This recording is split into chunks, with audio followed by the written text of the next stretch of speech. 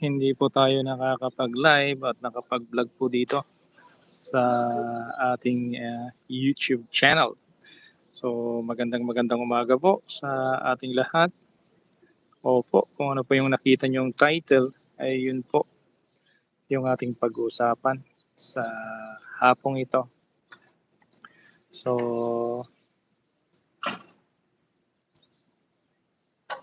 pag-uusapan nga natin tayong mga OFW, kinakailangan po nating magtiis.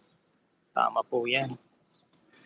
Marami po kasing nag-vlog din na akala nila kapagka OFW puro na lang ubos pera, puro na lang walang plano, gano'n po kasi yung assumption ng iba, eh.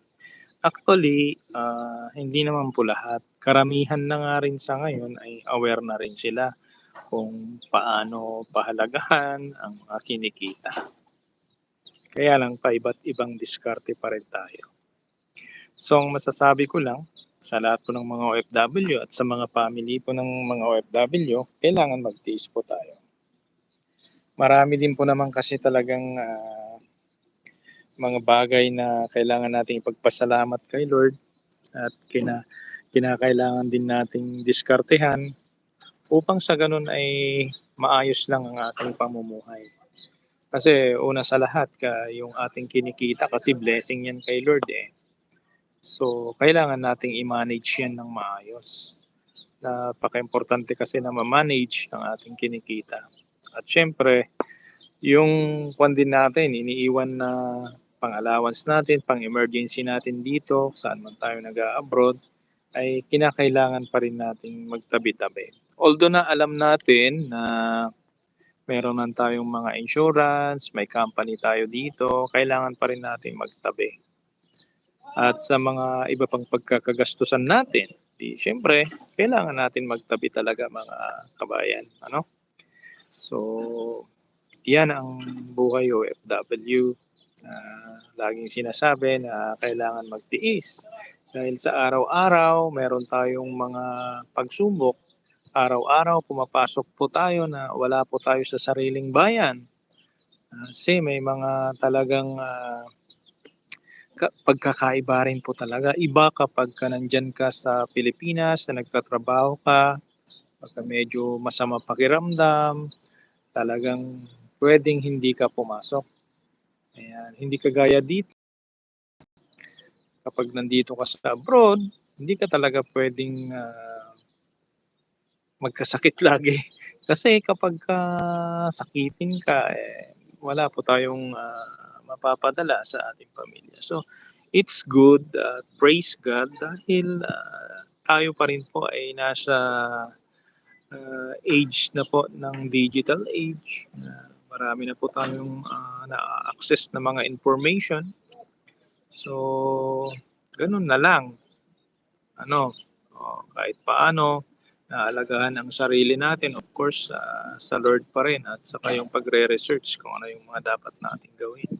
So, gawin natin yung mga advantage. May mga advantage po naman kasi yung 'pag nagsasaliksik ka, eh. Wag po yung mga ikakasira una ng ating buhay, kakasira ng ating katawan, wag po ikakasira ng ating relasyon. Bagkus hanapin natin yung relasyon natin sa Panginoon at saka yung magandang relasyon sa pamilya, sa mga kapatid natin, kung papaano natin i-raise up ang kanilang future. Sa totoo lang naman kasi, lagi kong sinasabi kayo sa Pilipinas kung nag-apply ka ng trabaho 'yan, sa isang trabaho siguro mga 20, 30 yung a-apply, ano? Maski 5 o 6 yung qualified, siyempre palakasan pa rin 'yan kung sino yung natitira diyan. Kaya may advantage na rin po yung mga nag-abroad. Kasi kung wala tayong lahi na mga sa politics, mahirapan din po tayo diyan na mag-apply ng trabaho. Kaya gano'n po yung realidad. Pero hindi naman po masama 'yan kasi existing na po 'yan, eh, ilang century na po yung nakakalipas, eh, gano'n talaga. Tanggapin at i-embrace po natin na gano'n yung buhay. Ang importante alam natin kung saan tayo lalagay, ano? Mahirap kung hindi natin alam kung saan natin ilalagay yung ating sarili. 'pag nandiyan sa Pilipinas. At dito rin naman gano'n din yung applications. Alam din naman namin na yung sarili namin na nandito sa abroad ay kami po ay expat na tinatawag. Kaya nga, tiis-tiis. Kaya sa title pa lang makikita niyo tiis-tiis. So hanggang dito lamang po yung vlog ko na ito, 'tong live ko na ito. God bless po sa lahat ng mga nag-a-abroad. Wala po tayo sa sariling bayan, pero alam ko po na kasama natin ang Lord, kasama natin ang ating pamilya. Kung kasama niyo family status kayo, kasama din natin naman yung mga anointed na mga tao na makakapag-strengthen sa atin, makakapag-empower sa atin, at siyempre higit sa lahat, ang Lord at the words of God. Ayan po. God bless po sa ating lahat at magandang magandang umaga at hapon po.